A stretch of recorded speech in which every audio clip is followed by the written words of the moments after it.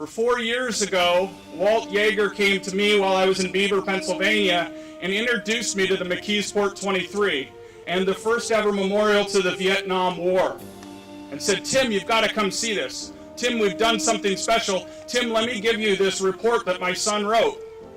I read that report and I was like, man, that kid was a whole lot smarter than I ever was, even in college.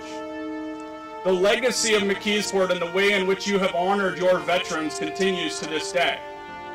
And so it goes without saying that a little over a year ago, when Walt and VBI and the various veterans organizations applied to host the wall, first off, there's a name we recognize. Second, it was someone we knew who could do it. And third, an organization who is in and around this community and does things all the time to honor theirs fallen from McKeesport in this region. So when we looked through those 109 applications and selected the 38, not surprisingly, McKeesport got to host one of those 38 stops this year. And it was magic. It was magic because through their connections within this community, through their outreach efforts, others came to join. Whether it was the senator's office or the mayor's office, whether it was the Lions Club, or whether it was just people who were from the parks committees or anything else, they said, if this is going to be part of McKeesport, if this is going to resound, we're going to make this happen. Hello, I'm Diane Richard and your host for Let's Talk.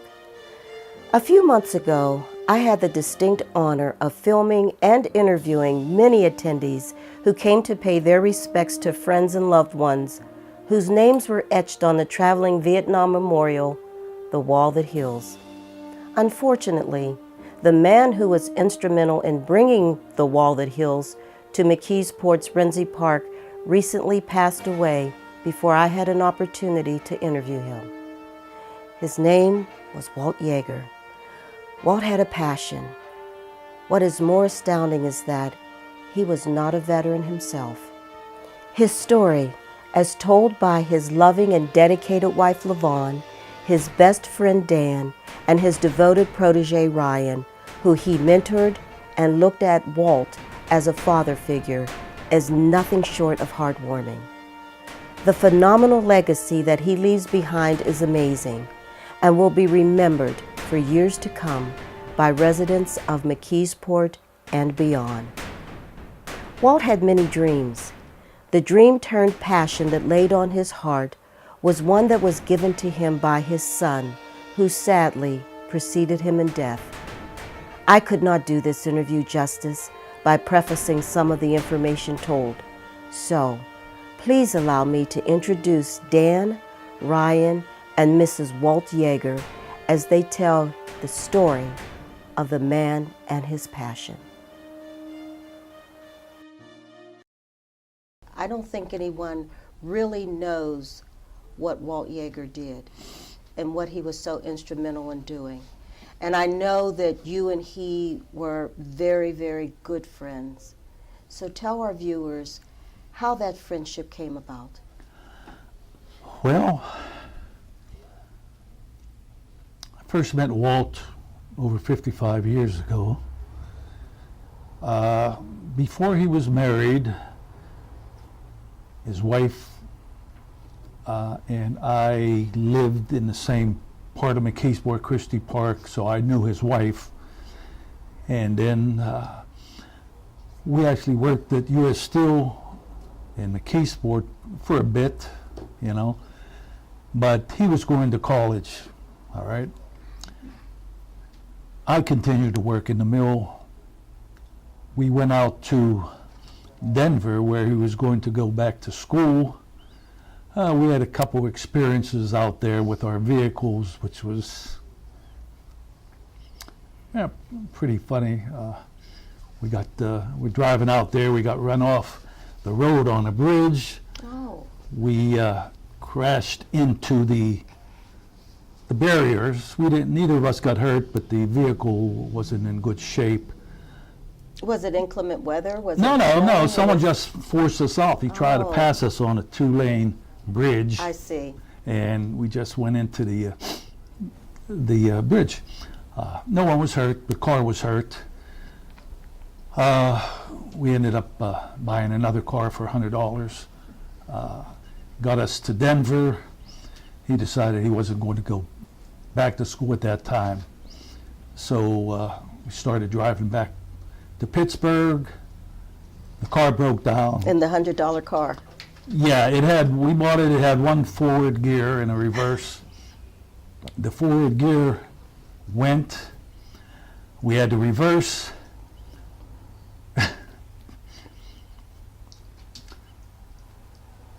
So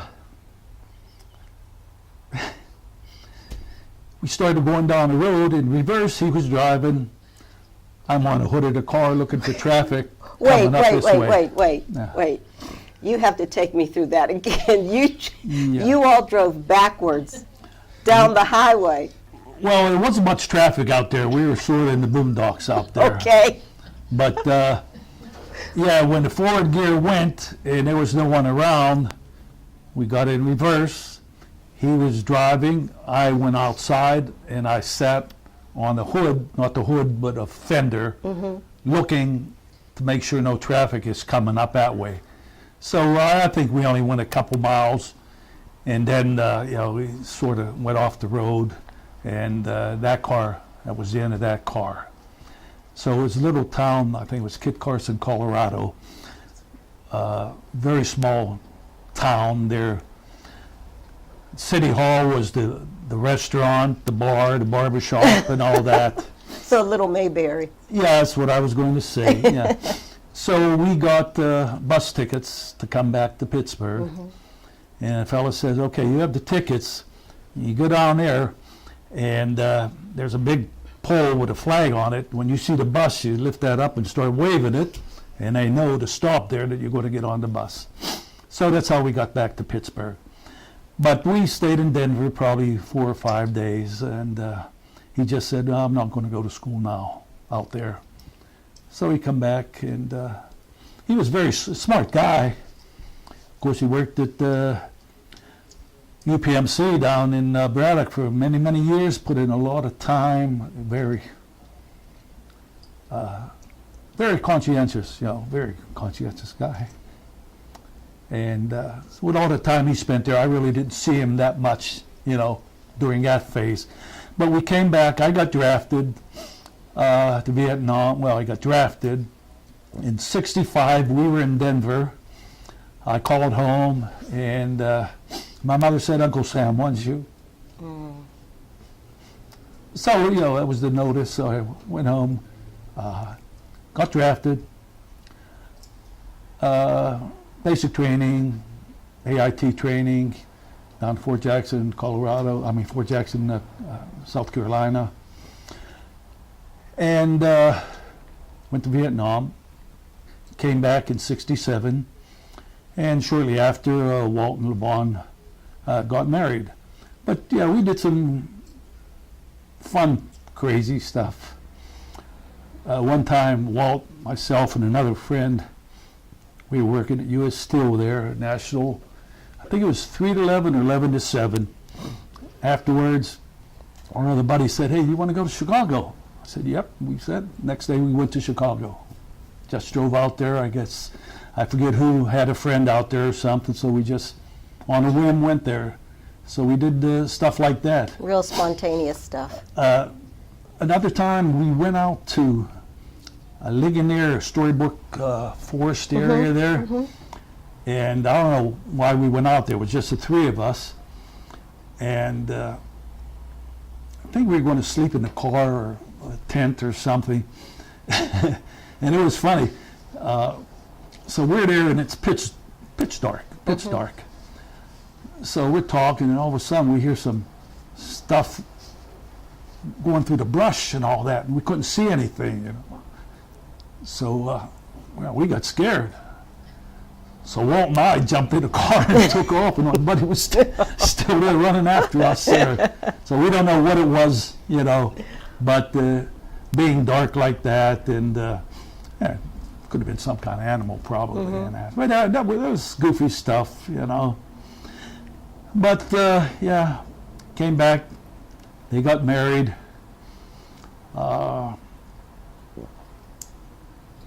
We would pal around once in a while, but when there's married couples, single guy, I wasn't married.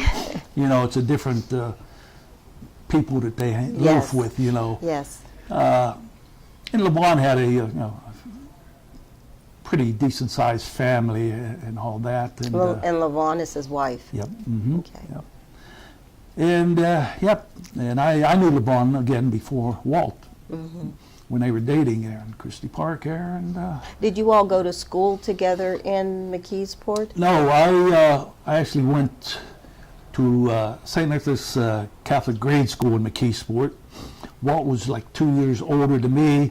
He lived in another part of town. He went to a different school, different church, and all that. But And did you go to school with Lavonne? No, I'm a couple years older than Lavonne, but where we went in Christie Park, I think Lavonne went to, I don't know if she went to 11th Ward School or not, but I went to St. Nicholas 1 through 8, Okay. and then 9th grade, my mother wanted me to go to St. Peter's to go. Now, I said, no, I don't want to go. I want to go to the high school. I want to play baseball. So that's why I ended up going to McKeesport High School, Okay. And where Walt went to McKeesport High School also, and he graduated a couple years before me, But And so is that where the friendship started in McKeesport High School?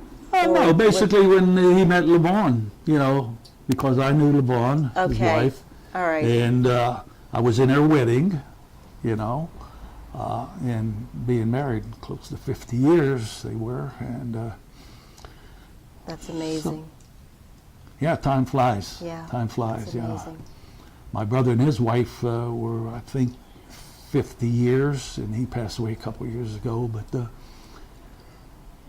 the time just went so fast, I know we'd send some letters from Vietnam to Walt and all that, seeing what's going on, and he'd tell me, some stories and different things.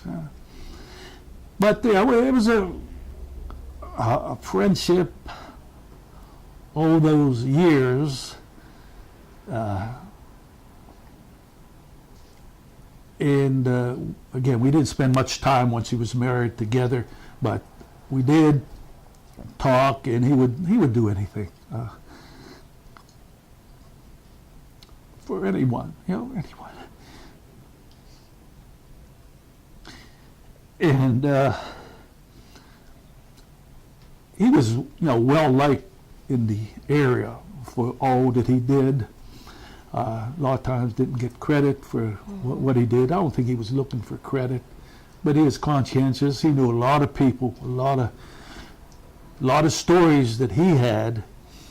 If you were able to interview him, you'd have a hard time stopping him talk. He liked to talk, But He sounds like one heck of a guy. you go through life, and if you have one or two friends, Absolutely. and he was one. He was my one friend. Yeah, I had acquaintances, buddies, and all that. But you could count on him. He could count on me if we needed anything. So that's the kind of guy he was. If you could tell our viewers one thing about Walt, what would it be? Something impactful. What would it be? Well, if I would say something like that, it was that he knew so many people. He befriended a lot of people. He did a lot of things for people. A lot of good things, and he would help people out. He'd do a lot for his family. For his son, his grandson. He would take them to different camps, different parts of the United States. He would take his son for different kind of activities, training, hockey around Norwin. And he just spent a lot of time, So he was very busy. with the family. He's very busy. When he worked at the UPMC there in Braddock, you know, and when that sort of switched hands and Braddock sort of, you know, Yeah. had problems, you know. But, yeah, one thing, you know, that's what it is. He had a lot of, liked to talk, had a lot of friends, would do things for you. I would do things for him to help him or whatever it was, if he'd ask. And so I did him favors, he did me favors, and that's the kind of guy he was, you know, and it's a shame. It sounds like you all were lifelong friends. And I can tell how this has impacted you, and not just because he isn't here with us anymore, but because of the memories that he's left you with.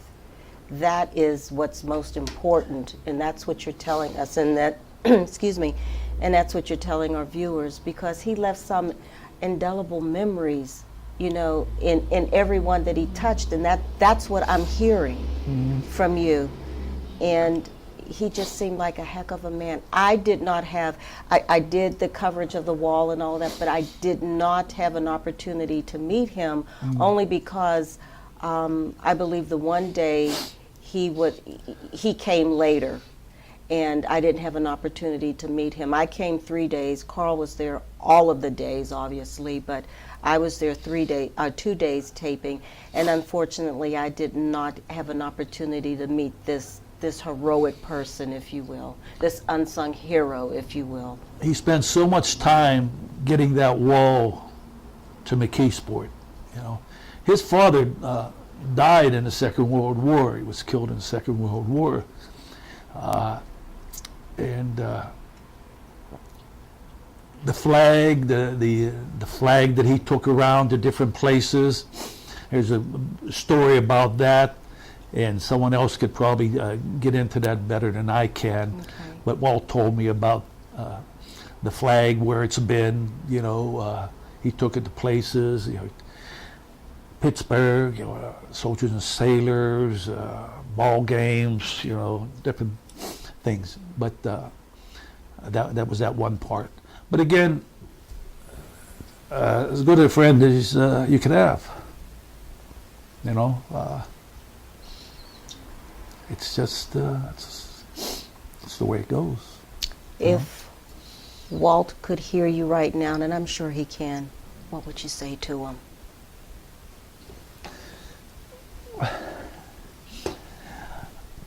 Well,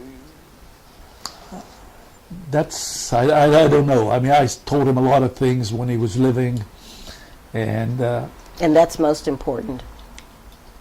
yeah, I told him some things I thought he should do, you know, and he tell me things I should do, and different things, and sometimes we listened, sometimes we didn't listen, and that's, but never, we never had an angry moment, you know, not at all. Nope. And that's true friendship, when you can agree to disagree, because your viewpoints may not always be his viewpoints, but when you think about it, isn't that what makes us different? Makes us different, and makes us able to appreciate one another because of each other's viewpoints. And I think from what you're saying, that you and Walt had that you can agree to disagree. You never had a cross moment. That's absolutely correct. Yep. Never even, no, hardly disagreed. Well, if we did, it was just a small disagreement. Well, no, don't do that, don't, whatever. But no, never angry, you know, never angry. So, yeah.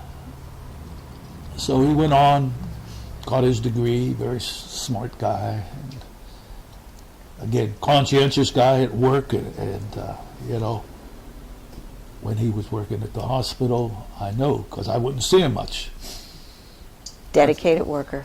Well, I think so. I'd see his mother-in-law. Where's Walt at? You know, I'd see him. Oh, he's there 7 days a week over at the hospital working. Yeah, and, I bet Yeah. Lavonne can attest to that. Probably, yeah, yeah. But he did love his family. He loved the kids, that's for sure. And they had some difficult times, with family, with the family, not arguing or Right, anything, but it right. just Family stuff. some situations Yeah. were unfortunate that they happened. Different situation that life hands us all, actually. Yes, yep. You got to make the best of it. That sometimes it's hard to do, you know. Yeah. But he just did so much, and he was just a great guy, a great friend, And he'll be missed. He will surely He'll be missed. be missed. Yep, absolutely. Yep.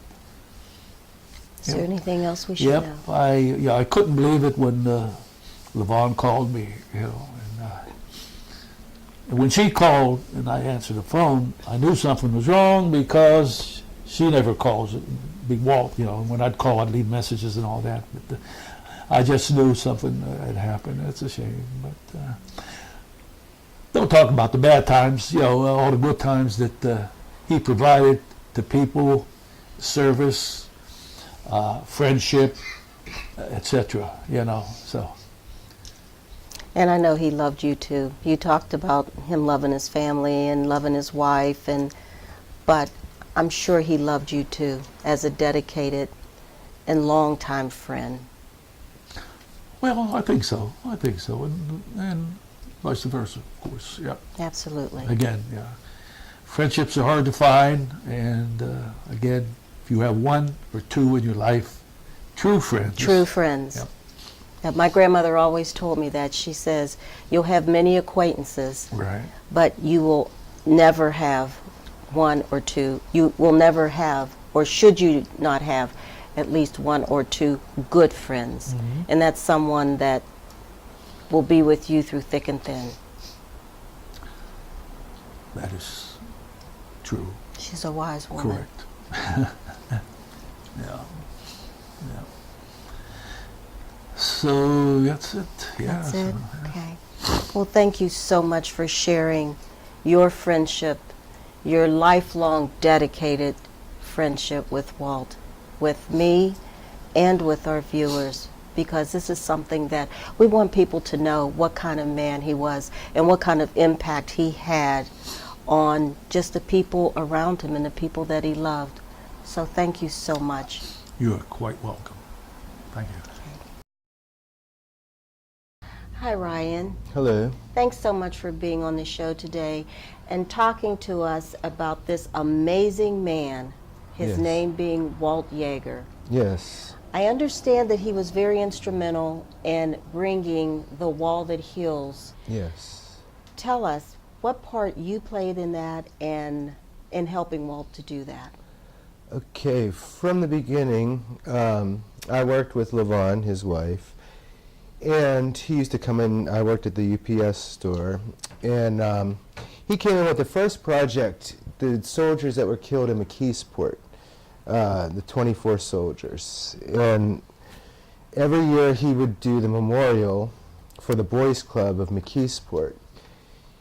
And what he got was he got the big banners off the street with all those soldiers, and he brought them in, and he said, can you scan these in? I'm a graphic designer. Okay, so he said, can you scan these in and maybe resize them and do something with that, maybe a little poster or something. So our first project, that's what we did. We took the soldiers, scanned them in, and we made, a little banner, with all the soldiers who were killed in McKeesport, and it built from there.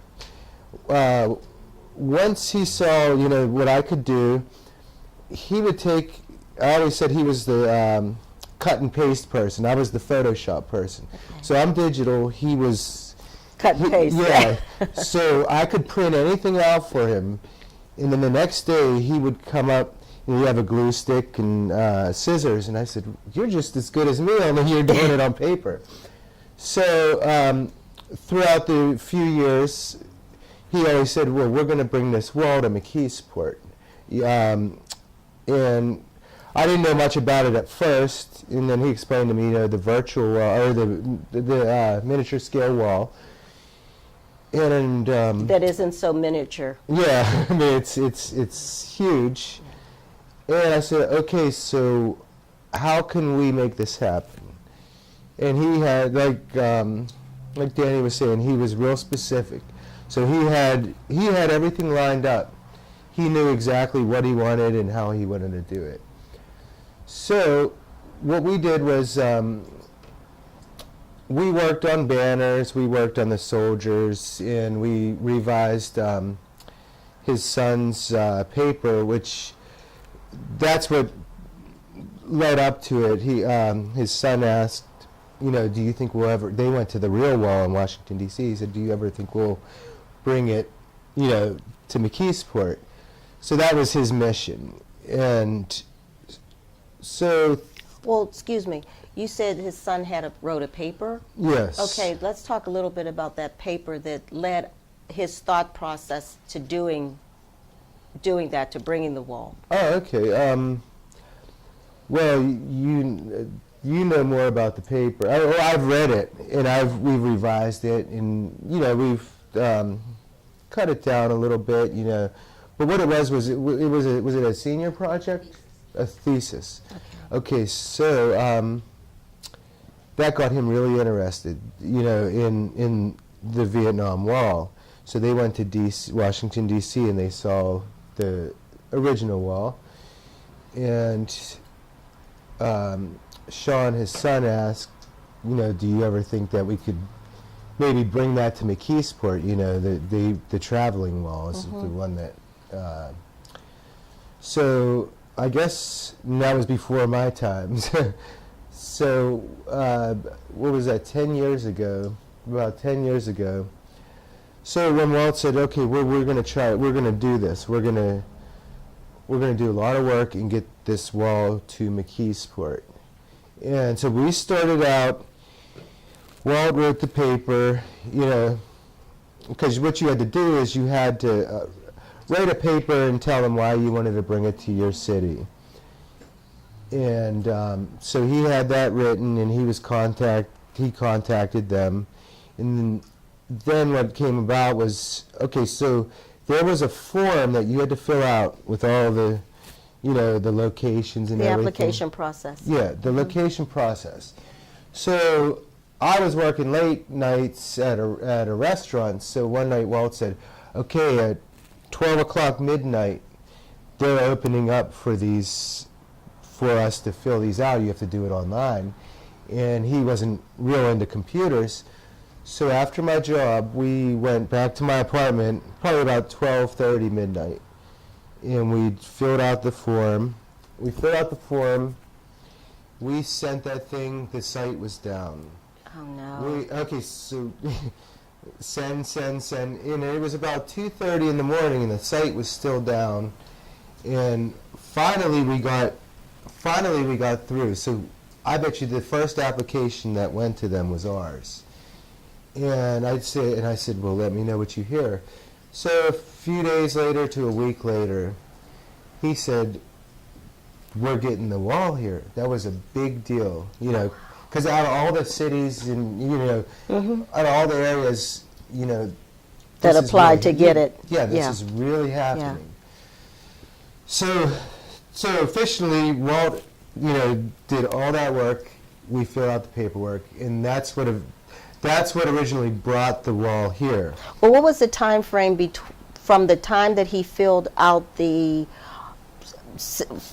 in the paper that he had written to state why he thinks the wall should come to McKeesport, and then after putting in the application, what was the length of time that all of that transpired, that he got the answer back?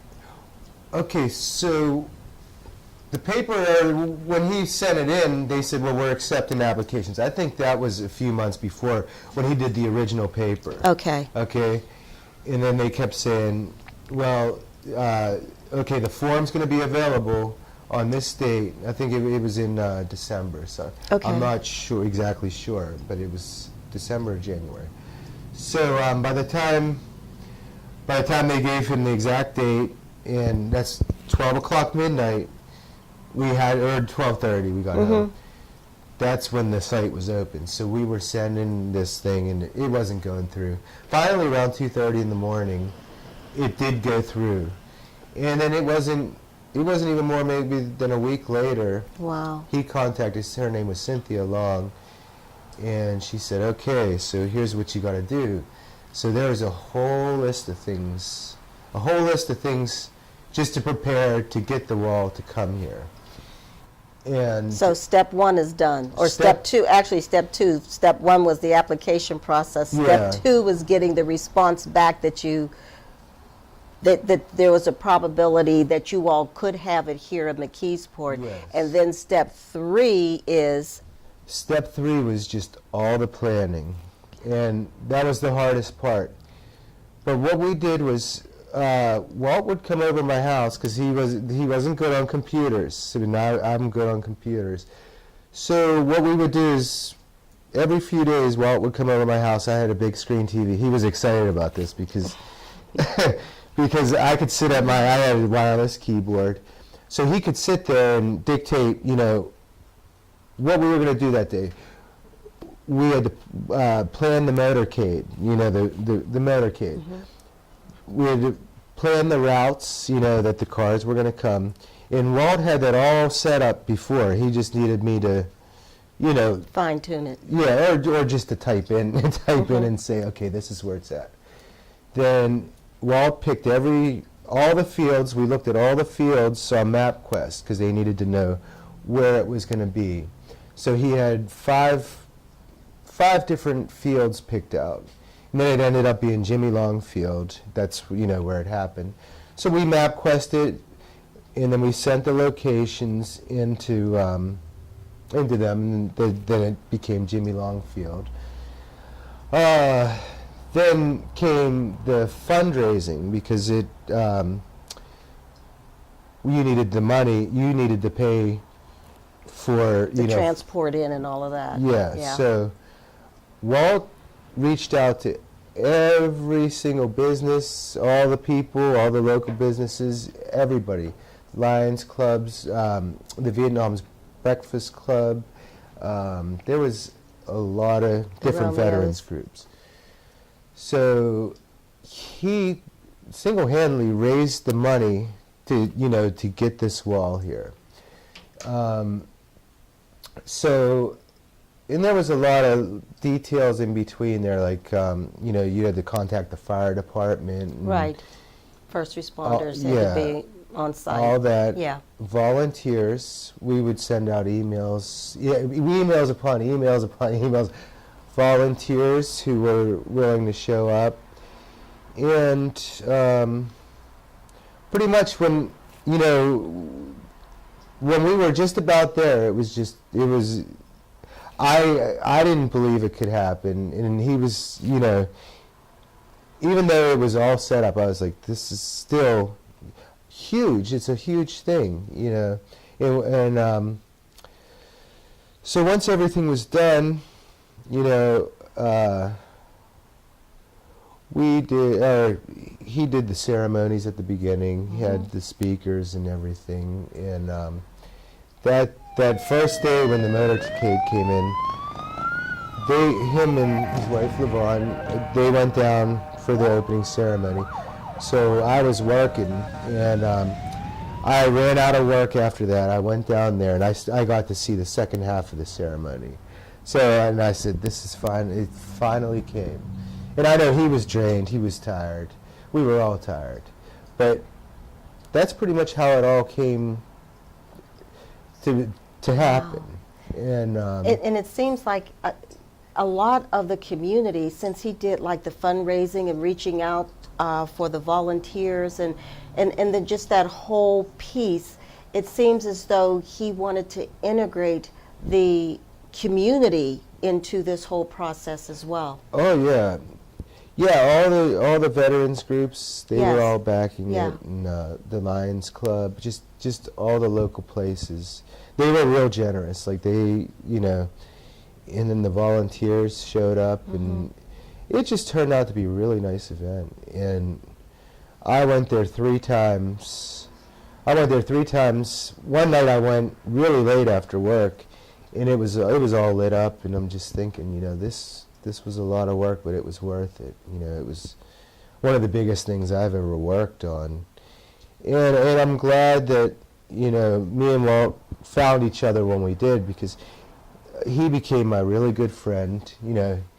He would And I'm come sure you were a godsend to him as well, Oh, yeah. because of all the work that you helped him do, the work that he couldn't do computer-wise, technologically, Yeah. that you were able to lend that support to him so that all of this could come to fruition Yes. in such an expeditious way. So that to me is, that's just phenomenal on your part as well. Yeah, and it was amazing because he brought out the best work that I've ever done. He brought that out in me. We would go over the banners, and we'd go over the programs, and he really brought out, through the cutting and pasting and the arranging, and we just worked so well together. Me and Walt, we would sit there for hours and just lay things out. And he brought out the best work in me. Like, he was like the art director, Did you ever think that you would learn so much about the Vietnam veterans and the wall and just the whole historical piece behind that monument? No.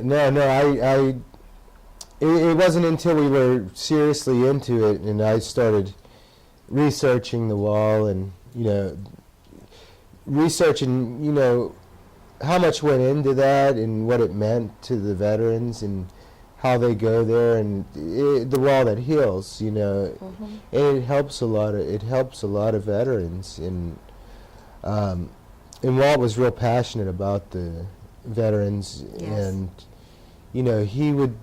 he would do the boys club. That's where it started. The boys club. He would do the ceremonies every year.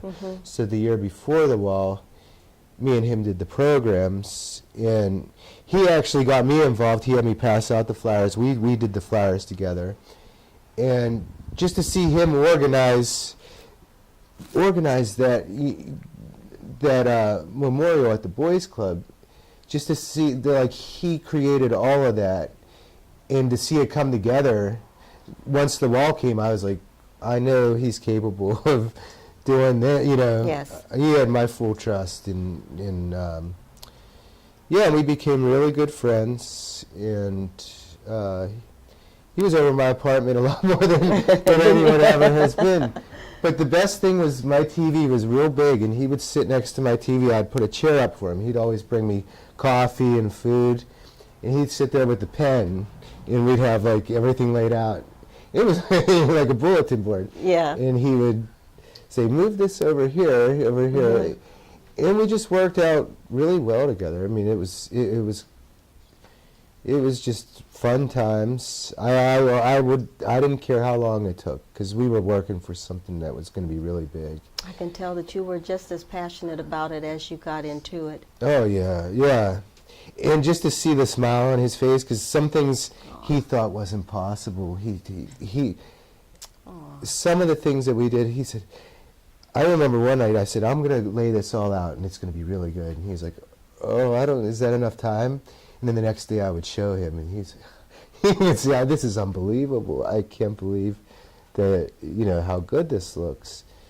So that would motivate me more, because I know how passionate he was about it, and I was passionate about it, and just the things that we pulled off together.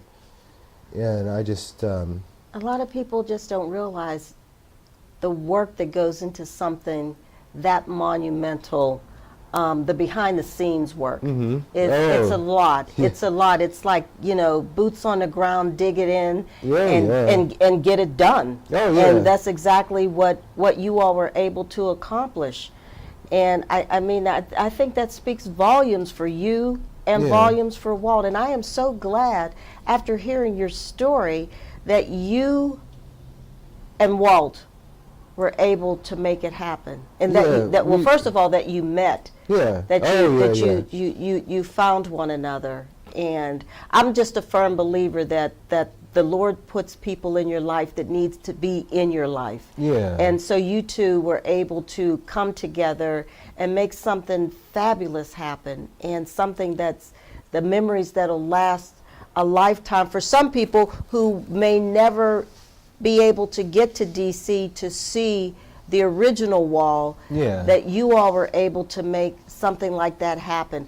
I spoke with so many people, interviewed them at the wall, and there were so many people there who talked about how beautiful the wall was, how they never saw anything like that, and how, you know, they may not have had a loved one that was, you know, killed in the line of duty, but they knew someone who had been, you know, no one personally in their family, but they knew someone. And then there were some people that just came just to see what it was all about, and left with like a lasting impression that, oh my gosh, look at all of these names on this wall. Look at all of these people who died for our freedoms. And then you have Walt Yager, who was not a veteran himself, but he worked for the veterans, that he found enough in his heart that he wanted to have this display brought to McKeesport for all of those who had lost veterans. Yeah, I've never seen anyone as dedicated to these veterans as Walt.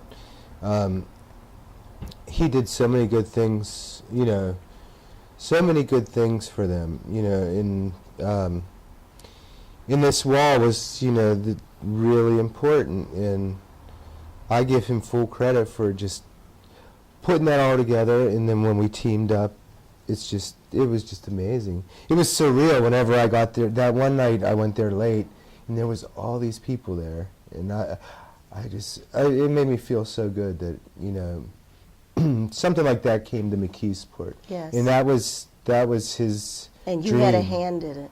Oh, You yeah. had a hand in it. And I thought what was most beautiful is, as the sun went down, the gold reflection on the panels, I Yes. just thought was just absolutely beautiful. Yeah, yeah. In the spot, the area. The area, it the was just huge perfect. area, everyone, whoever wanted to come could come. Yeah. Because it was such a huge, huge area that it beckoned for people to come and can be a part of that. Oh yeah, and then on the final part is Walt was on a bunch of radio shows, you know, telling the story. He let it be known to like everybody on the radio, everybody in the area, and just it was just amazing. And I'm just so happy that I got to help out. You know, I'm happy that you got to. Yeah, I'll never forget this. I learned so much from Walt.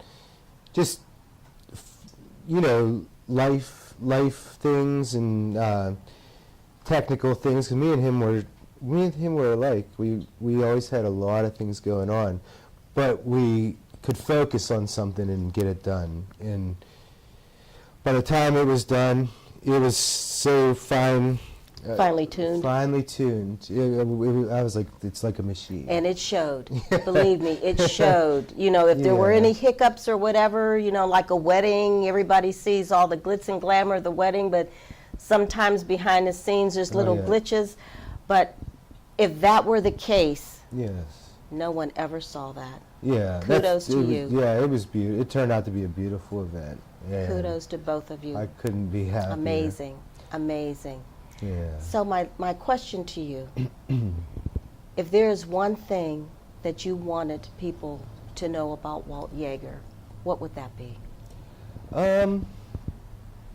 Well, his dedication to his family and the veterans and his kindness, he helped me out a lot. There's been things that, I mean, I always knew I could count on him for anything. So if I ever needed anything, I could call him, and he would be right there. You know, he would be right there to help me. One time my shoes, I used to walk to work. My shoes the sole of my shoe was just flapping off. And then one day, him and Lavonne come in the store, and he's like, here, and he gives me a bag, and I'm like, what's this? And these shoes I'm wearing right now, he brought me a brand new pair of shoes. I still wear them. Are those? Yeah, Those are your gym shoes? these are the shoes. And yeah, things like that. Just, I mean, he was the most giving person. And just by putting all his time into the wall project and all the other memorial services that he's done, he would give and give and give. And he didn't care about the credit. He just wanted, you know, to do what was right, help people, and that's pretty much it. He was just a really good person. I could always rely on him, and we'll miss him. I mean, I still, you know, it's still hard. Yeah. Still hard. I understand. Yeah, so. Thank you so much, Oh, Ryan. thank you. You have been absolutely wonderful in sharing all of this information. Oh about yeah, Walt. I'm glad, because I like for people to know, you know, how good he was, and that's about it, I think. Okay. Thank you so All much for right. being on this show. No I problem. really appreciate it. Thank you. Okay, thank you. Lavonne, thank you so much for being here with us today and sharing with me, our viewers, everything about your husband. All the things that he has done for McKeesport and for the surrounding areas. From the people that I've spoken to thus far, he is an amazing, amazing man. And I'm sure you can attest to that. Yes. Not only as your husband for nearly 50 years, but for all that he's done for people. Tell us a little bit about Walt. Walt is such a giving person. He just loves the veterans. He grew up in the Boys Club, more or less, with Sam LaRosa. He was the mentor of there. And the 11 boys that were killed out of the Boys Club, he grew up with there. And so every Memorial Day and every Veterans Day, they have a service. And he was more or less the one that did the service. And Sam LaRosa died 13 years ago, so Walt took over. He helped take over. And this past November was the first one he missed in 13 years because he wasn't feeling well. And our son in 2004 graduated from Norwin High School, and they had to do a community service, and that's what he did it on, was the 11 boys. They went to Washington, D.C., and Sean did this. He did a 12-page thesis plus PowerPoints, and then he had to take it to high school. So then he asked my husband about bringing the wall here. And after our son passed away in 2009, that was Walt's goal, was to bring that wall here. And he just kept after it and kept after it. And so once he sent the information to Washington, D.C., they looked into it, and Tim Teets, who's the one that came here, said after he read that he could not refuse to bring that wall here, that there was his purpose to bring that wall here. So that started last November with Walt and Ryan. And Walt would get up 6 o'clock in the morning and go down to the McDonald's Big Mac, and he would just put papers all over this table. It was General Marshall's table down there. And he'd just work there, and I mean, he'd stay there like all morning and just line things out for Ryan to go over, and he'd set things out, and then he'd start writing who he could call to donate money. And there's 58,318 boys' names on that wall, and he tried to raise $1 for each one, which he didn't. He raised $25,000. And but he sent the initial check in for this because it had to have a check sent in. So he sent $518 and 30 some cents in for that initial amount to be sent in. And And what does that amount do? What did that amount do? you had to start sending The money process, in to start the process. mhm. Okay. And so, with the money that he had raised, he fulfilled the amount that they, and I'm not sure about, I don't know if it was $2,000 he had to send in, which, he raised. So him and Ryan just worked on this since last November. And he just was so dedicated to have this done, because that was his dream, to have this done for our son. And he fulfilled his dream. Yes. Yes, he did. And so after it was in August, it left August 12th. We stayed there, and he just had to stay there and watch them take this down, the motorcade down, and he followed it all the way out to the turnpike. It stopped at the turnpike once it got on the turnpike. He was just so dedicated. I mean, he is such a dedicated man. And there was a lot of things that I wasn't happy about with what happened there. The last day, he was not asked to come up to speak, which I thought was... After all the work he's done. After all the work that he dedicated his life to this, Yes. to get it here for the veterans. I mean, he just, he had gone to a meeting in February, and he met a fellow, I can't even think of his name right now. But anyway, they have a breakfast club every Thursday morning, and anybody's invited. And it's down by Baldwin High School. And he would get up at like 6 o'clock in the morning, because he was invited to this breakfast. And they more or less took him under their wing. And then there's the Vietnam Veterans Inc., it's called. Okay. And they also pressed Walt and helped him too. They were just so instrumental with him, and they did everything to help him. And they were out there also at Renzie.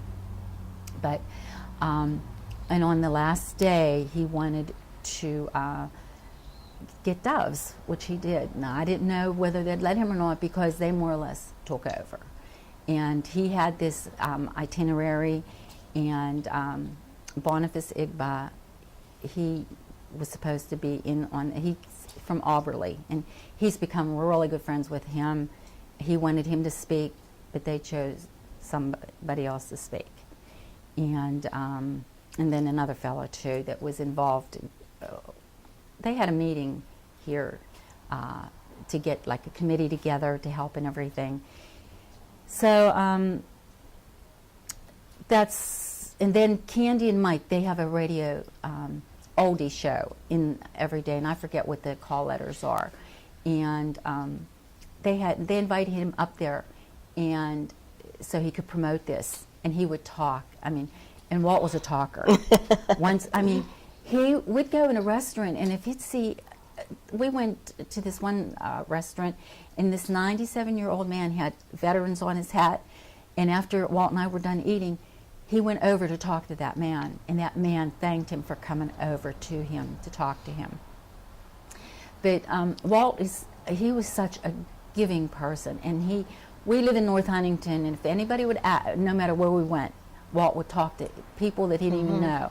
By that time, he'd be friends with them. Right. And people would ask where we were from, and he'd say, well, we sleep in North Huntington, but our hearts are from McKeesport. Oh, And he always nice. mentioned McKeesport, the Mon Valley. And he has, through this process, he has met so many people.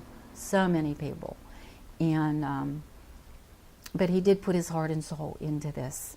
And I think it was a lot of stress that after this, at the end of August, he started not feeling good.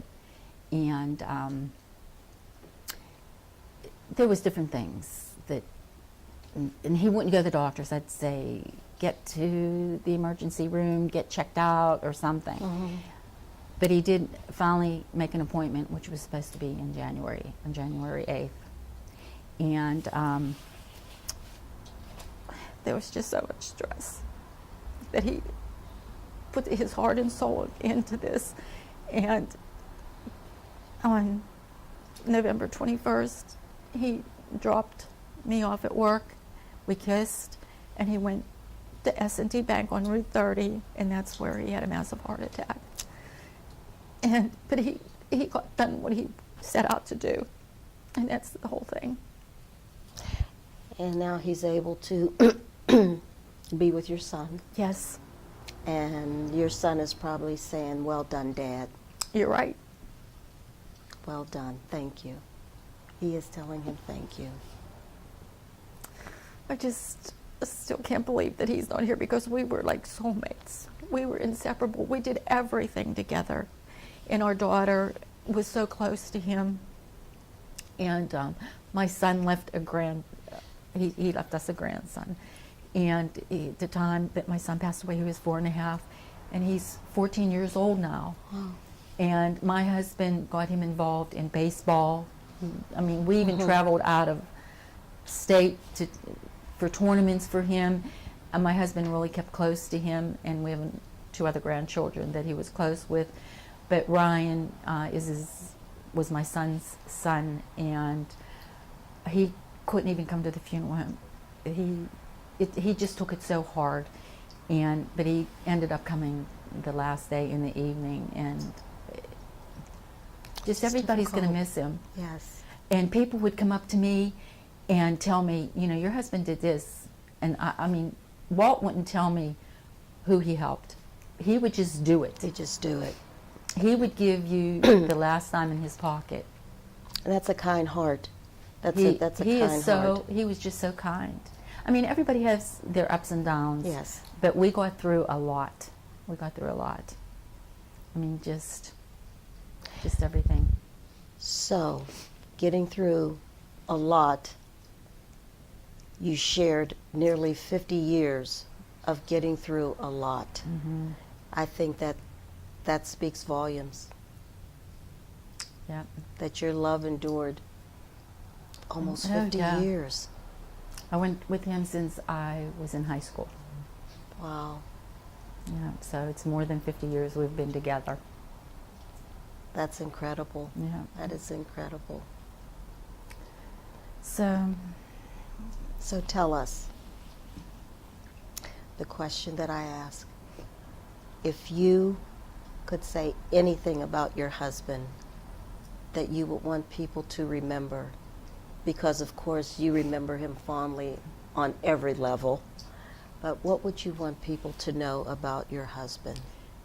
that he was such a giving person. He loved his city of McKeesport, and he loved the boys club. He was just so dedicated there. He was on the board, and the 11 boys, he made sure that he was there every Memorial Day and every Veterans Day to honor them. And he would personally even call some of the relatives to make sure that they were there. And there, Kelly Young, her father, Boots Johnson, was the first boy killed. And she is there all the time. I met her. She is such a sweet lady. The daughter, right? Mhm. The daughter, Kelly. yes. Yes. Kelly Young. Mhm. Yes. I met her at, I think it was a dinner event that was at, I don't remember the name of the place, but it was a beautiful banquet hall that there was a dinner. And I met her there. Yeah. And I mean, he'd call officials. He would call this Brian Dingfeld to play the taps. Mm-hmm. He knew all these people that he would have there for this ceremony. It just meant so much to him. It would even not even go places for him to be there. So this, in 13 years, this was the first Veterans Day that he did not do because he was not feeling well. And I did all his typing on the computer. He did not do the computer. So anything that was typed, everything, there was a lot of stuff that was typed that went out. I did all that for him. And Ryan, he did a lot of typing for him too. And God put Ryan in our lives. Yeah. He certainly did. He certainly did. You know, God, I mean, works many things. Yes, out. he does. Yes, he does. So, yeah. But I just don't know why he's gone. Thank you, Lavonne, for sharing. thank you, So I know Diane. this has been difficult for all three of you to Yeah. share this, but I think that it's very important for people to know the type of man Well, that Walt Diane, was. I'm even getting cards still, and this one gentleman, he wrote that he thanked that for Walt bringing the wall here, and he says he knows that Walt did it. And it's another person had told me that Walt started things, but he never got the recognition for it. Walt didn't want recognition, but these people know. I mean, other people try to take the recognition for it. So we know he did it. We know and he knows. That's right. That's what. You know, That's what that's what's That's very right. That's all that important. matters. God knows. And his legacy. I mean, he's left such a legacy Oh. to those people who know him, for those people who love him, Mm-hmm. for those people who cared about all the things that he's done. He's left a legacy. So He did. the real people know what Yeah. a wonderful man and an unsung hero That's right. that Walt was. I know. Thank you so much for Oh. sharing your story Thanks, with us. Diane. It's been wonderful. Thank you. Thank you. I will leave you with this. Walt Yager was described by many as being a selfless man.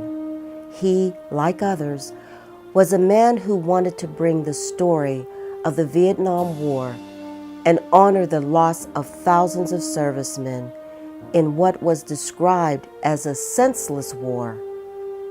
He and his son's passion was a 5-year-long journey to bring the wall that heals to McKeesport, where 24 servicemen from the McKeesport area perished in the line of duty. Everyone has their own story and feelings about our servicemen and women who fought in the Vietnam War. Walt, in his passion, brought it to realization in his effort to bring the wall that heals to McKeesport and to honor those who were lost and allow family and friends to feel a part of their loved one's journey. This was truly felt by the thousands who came to the wall that heals to remember and pay tribute to those who fell for our freedom. Walt Yager is truly our unsung hero.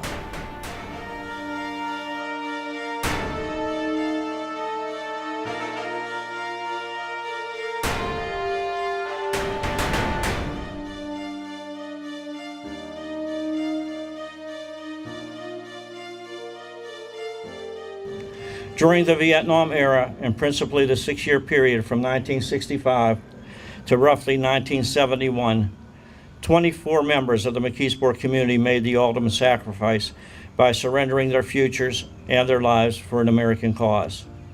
11 would be from Sam LaRosa's McKeesport Boys Club.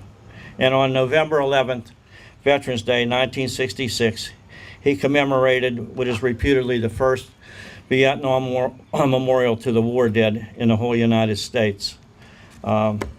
It was about 4 or 5 years ago that I realized that the 50th anniversary of the Vietnam era was upon us.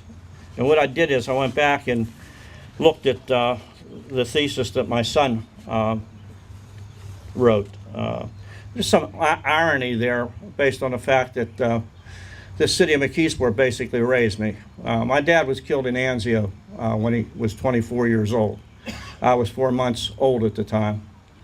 My son passed away at the age of 24 also. He left a little boy, Ryan Andrew, age 4. And all of this is basically dedicated to them. Sean had many suggestions for carrying this forward. And one of them was to commemorate the Vietnam Veterans Memorial at McKeesport as uniquely one of our first. And I think we've done that. We brought attention to this area and the sacrifices. The second was to also engage the McKeesport Area School District to further research and prepare biographical sketches of each of these McKeesport heroes. And that's an ongoing project. Sergeant DeFelice has been so dedicated to this.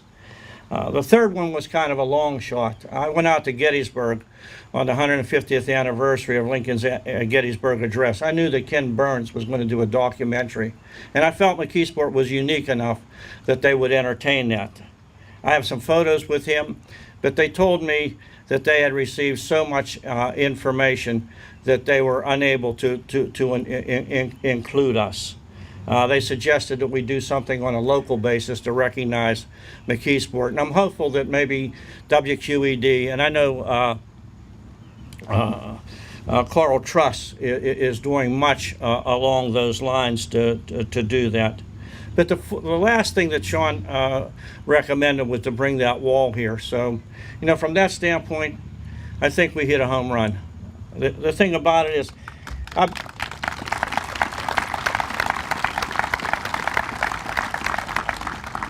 I apologize to you. I haven't had the time to run around to get a haircut. This hat that I have is kind of weather beaten and battered, but it's Sean's hockey hat. I got in trouble one time. We sleep in North Huntington. Our hearts never left the port.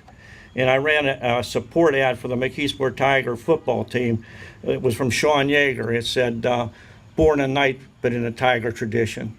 So God bless you, and God bless all of you for being here. There's been so many divine providence things that have happened. The Vietnam Veterans Inc. of Pittsburgh, Tommy Cusick, Ed Blank, they've just introduced me to over 1,500 Vietnam vets. Todd DiPastino. And the only thing I can say to you, they have formal and informal breakfasts. If you ever have the opportunity to go there and you're a vet, they'll have you tell your story. And the one thing that they'll say to you that they didn't get was, welcome home.